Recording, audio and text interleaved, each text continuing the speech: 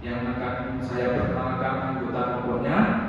Yang pertama ada saya sendiri, Naralia Rosakumara dengan NIK C1220212. Yang kedua ada Najwa Alia Listiani dengan NIK C1220201. Yang ketiga ada Tasafina Sitasari Putri dengan NIK C1220221. Yang keempat ada Muhammad Rahmasa dengan NIK C1220229.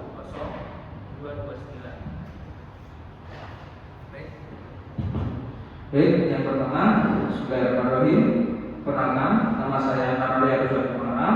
Saya adalah konsiliator profesional bersertifikat dari Dinas Ketenagakerjaan Kabupaten Sukoharjo. Dalam hal ini saya ditunjuk oleh Dinas Ketenagakerjaan Kabupaten Sukoharjo atas permohonan Bapak dan Ibu untuk memfasilitasi proses konsiliasi ini. Saya akan membantu menemukan solusi terbaik bagi kedua belah pihak melalui musyawarah yang adil dan netral.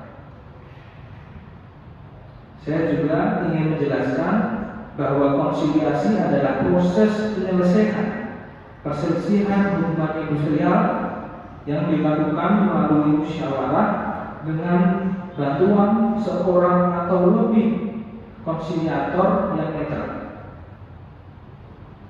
Hal ini sesuai dengan Undang-Undang Nomor 2 Tahun 2004 tentang penyelesaian perselisihan hubungan industrial.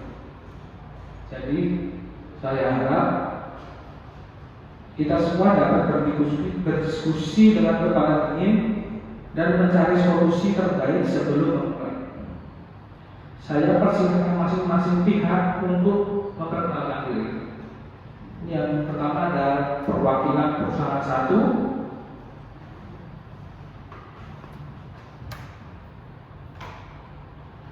Baik, nama saya Alfa Soleha. Saya manajer HRD dari PT Bulan Abadi. Baik, saya Rafaela Abiano. Saya adalah Kepala Bagian Legal PT Bulan Abadi. Saya Najwa Listiani. Saya adalah pekerja di bagian produksi PT Bulan Abadi yang PHK. Saya adalah Tasafina Sitasari Putri. Saya sebagai rekan kerja dan perwakilan serikat pekerja di PT Bulan Abadi. Perkenalkan, nama saya Muhammad Rahmasa. Di sini sebagai notaris. Saya ditunjuk sebagai notaris dalam konsiliasi ini dan akan mencatat jalannya perundingan. Oke, baik, terima kasih rekan-rekan atas perkenalan dari masing-masing pihak. Sebelum kita masuk ke pokok permasalahan, saya ingin mengusulkan agar kita melakukan proses konsiliasi ini dalam pertemuan kedua yang akan difokuskan pada penyampaian kronologi, dan juga saya akan ajukan hari Kamis pukul 10 pagi sebagai waktu pertemuan selanjutnya. Apakah jadwal tersebut dapat diterima oleh semua pihak? Dari kami tidak ada keberatan. Hari Kamis pukul 10 kami bisa hadir. Saya juga bisa hadir, Pak, tidak ada masalah. Kami dari serikat pekerja juga mengikuti jadwal itu. Kami akan hadir mendampingi. Oke, baik, saya catat ya. Seluruh pihak telah menyetujui persetujuan kedua akan kita laksanakan pada hari Kamis pukul 10 pagi di tempat ini juga. Itu ya. Saya harap semua pihak dapat hadir tepat waktu dan membawa dokumen pendukung jika ada dan diperlukan. Itu ya. Dengan demikian, pertemuan pertama ini saya nyatakan selesai. Oke. Baik, terima kasih atas partisipasinya dan sikap kooperatifnya semua pihak pada pertemuan hari ini. Bila ada kurangnya mohon dimaafkan. Saya sebagai konsiliator. Assalamualaikum warahmatullahi wabarakatuh. Waalaikumsalam warahmatullahi wabarakatuh.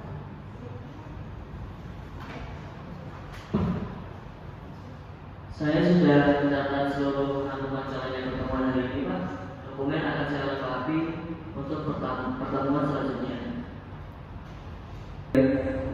Bismillahirrahmanirrahim. Assalamualaikum warahmatullahi wabarakatuh. Waalaikumsalam warahmatullahi wabarakatuh. Selamat pagi Bapak dan Ibu sekalian. Terima kasih telah hadir kembali dalam pertemuan kali ini. Hari ini pertemuan konsiliasi yang kita sepakati kemarin adalah pertemuan kedua. Pada pertemuan pertama kemarin kita telah melakukan perkenalan dari masing-masing pihak dan saya juga telah menyampaikan penjelasan awal mengenai proses konsiliasi ini.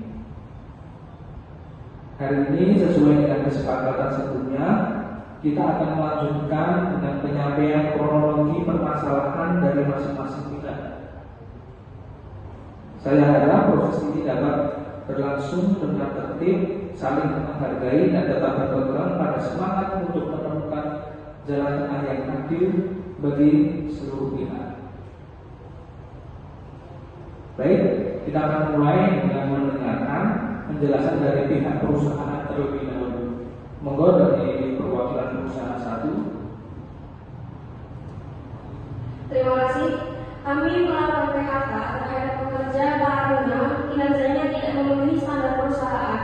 Dalam 6 bulan terakhir, beliau sering tidak mencapai target produksi yang ditetapkan. Kami sudah memberikan pelatihan dan pendampingan tambahan, tetapi tidak ada perbaikan signifikan. Kami juga sudah memberikan 2 surat peringatan. Meskipun kami menyadari bahwa menurut Undang-Undang Nomor 15 Tahun 2003 Pasal 161, seharusnya PHK hanya dapat dilakukan setelah surat peringatan pertama, kedua, dan ketiga setelah berturut-turut. Namun karena sudah ada 2 surat peringatan dan hasil evaluasi yang tidak menunjukkan perbaikan, kami merasa langkah ini perlu diambil demi kepentingan perusahaan. Selain itu ada laporan mengenai keterlambatan dan ketidakhadiran tanpa izin. Kami sudah memberikan 2 surat peringatan, tetapi tidak ada perubahan dalam kinerja. Oleh karena itu kami memutuskan untuk mengambil langkah PHK sesuai kebijakan perusahaan. Kami mengakui bahwa keputusan ini bisa dianggap terburu-buru, namun perusahaan dalam kondisi yang cukup mendesak. Kami merasa sudah memberikan cukup kesempatan kepada pekerja meskipun dalam praktiknya sebenarnya kami lebih memberikan prosedur yang adil dan memastikan bahwa langkah yang diambil sudah sesuai dengan ketentuan yang berlaku. Baik, selanjutnya adalah saya persilakan untuk pihak dari pekerja untuk menanggapi pernyataan tersebut. Saya menghormati keputusan perusahaan, namun saya merasa keberatan karena selama ini saya diberikan tugas tambahan di luar tanggung jawab utama saya di bagian peradilan sepatu, yaitu membantu pencarian akhir produk, sehingga mempengaruhi pencapaian target saya. Terkait keterlambatan dan ketidakhadiran, saya akui memang pernah terlambat karena kendala transportasi dan silang izin karena keperluan mendesak. Namun saya sudah berusaha menyampaikan kepada atasan. Selain itu, saya tidak pernah menerima surat peringatan ketiga, sehingga menurut saya PHK ini belum sesuai prosedur sebagaimana diatur dalam Undang-Undang Nomor 13 Tahun 2003 Pasal 161. Sebagai perwakilan serikat pekerja, saya ingin menegaskan bahwa banyak pekerja seringkali tidak memiliki pilihan selain mengikuti perintah atasan, termasuk menjalankan tugas tambahan yang sebenarnya berada di luar tanggung jawab utama mereka. Kondisi seperti ini tentu berdampak pada pencapaian target dan kinerja secara keseluruhan. Oleh karena itu, kami berharap perusahaan dapat lebih bijak dalam mengambil keputusan, khususnya terkait PHK. Prosedur yang berlaku harus dijalankan secara utuh dan pekerja sepatutnya diberikan kesempatan yang adil untuk memperbaiki kinerjanya sebelum keputusan PHK kerja diambil.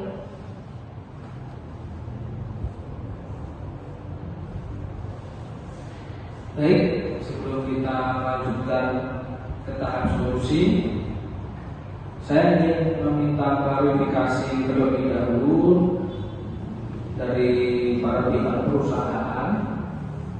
Bisa dijelaskan dengan lebih detail mengenai sistem evaluasi kerja yang digunakan untuk menilai para pekerja tersebut. Silakan. Di PT Bulan Abadi, kami memiliki standar kerja yang jelas untuk setiap posisi. Khusus bagian produksi, ada target harian yang harus dipenuhi setiap pekerja. Target ini dihitung berdasarkan kapasitas produksi dan kebutuhan pasar. Jika pekerja tidak mencapai target dalam jangka waktu tertentu, maka akan ada evaluasi dan supervisi.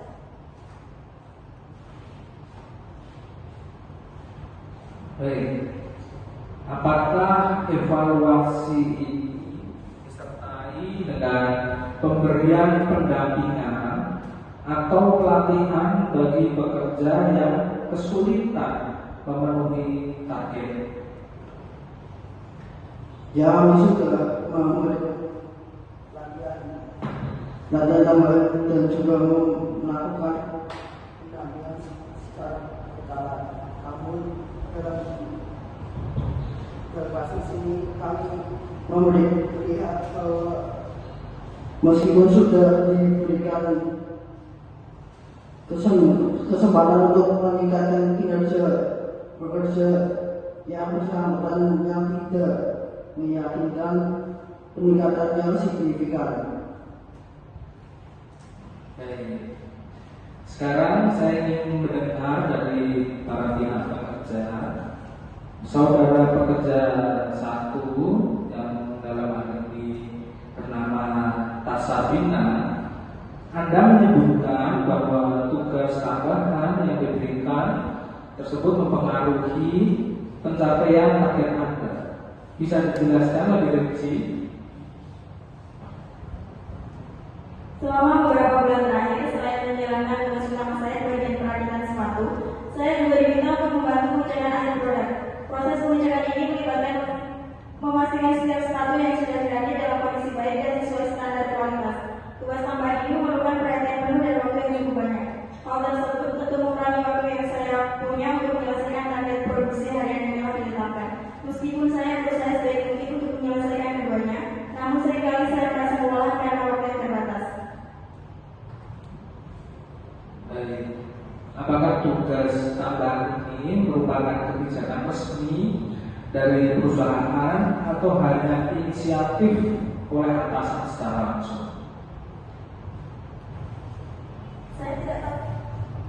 Saya tidak tahu pasti apakah itu kebijakan resmi atau tidak, tapi saya tidak pernah menerima surat tugas atau pemberitahuan tertulis.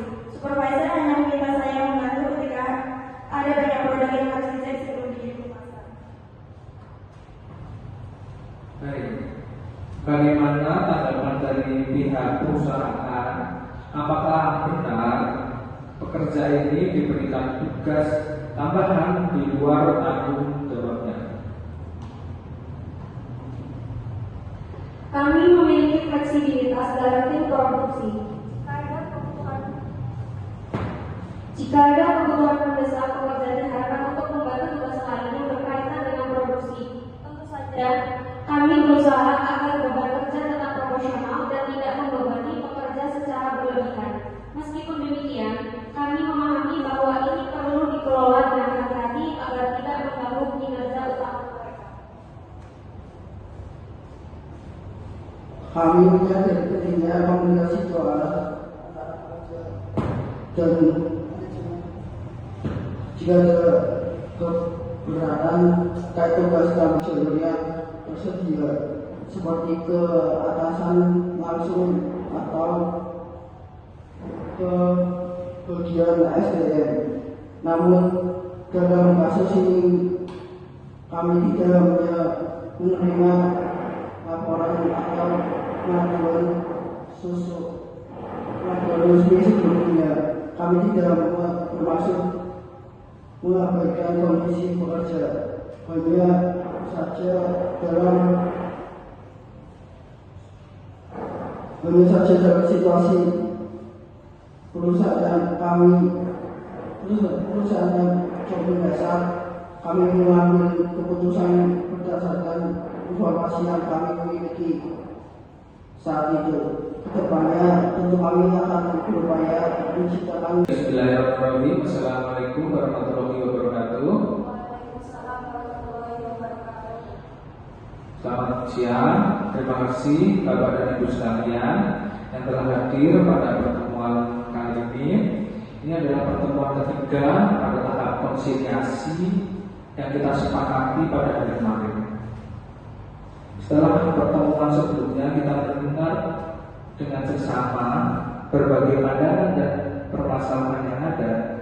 Saat ini saya mengajak kita beranjak ke tahap penawaran solusi. Dari diskusi ini saya ingin mengajukan sebuah anjuran. Saya menyarankan agar perusahaan memberikan kesempatan 3 bulan masa percobaan kepada pekerja untuk agar memperbaiki kinerjanya.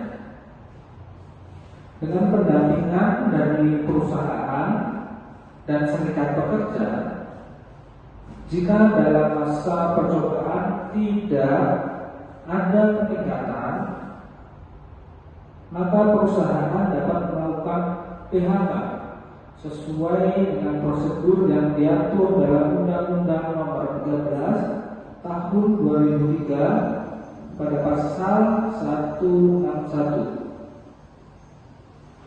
Bagaimana tanggapan dari pihak perusahaan? Apakah perusahaan setuju dengan anjuran ini? Kami perlu memastikan bahwa pekerja benar-benar berkomitmen untuk memperbaiki kinerja. Jika memang ada pengawasan ketat selama 3 bulan dan ada parameter yang jelas dalam evaluasi, kami bisa mempertimbangkan.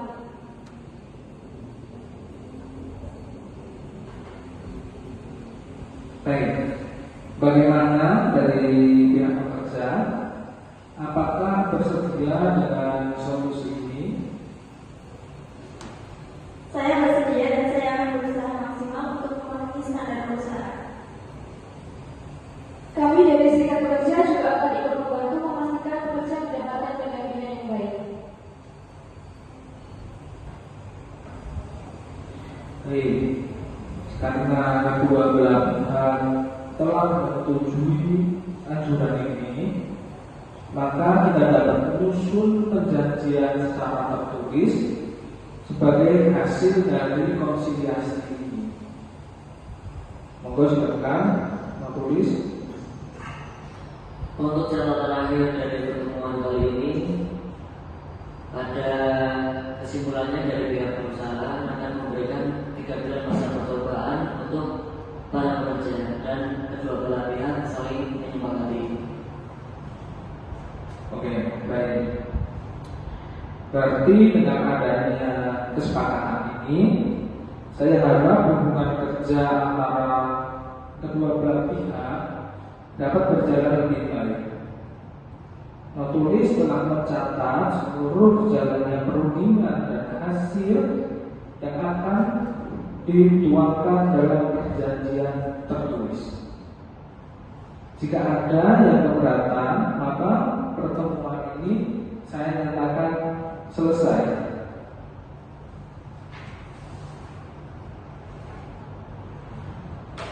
Baik, untuk pertemuan yang ketiga ini saya akhiri sampai di sini. Bila ada kurang dan lebihnya dalam pertemuan ini ataupun hal yang kurang berkenan, mohon maaf. Wassalamualaikum warahmatullahi wabarakatuh. Waalaikumsalam warahmatullahi wabarakatuh.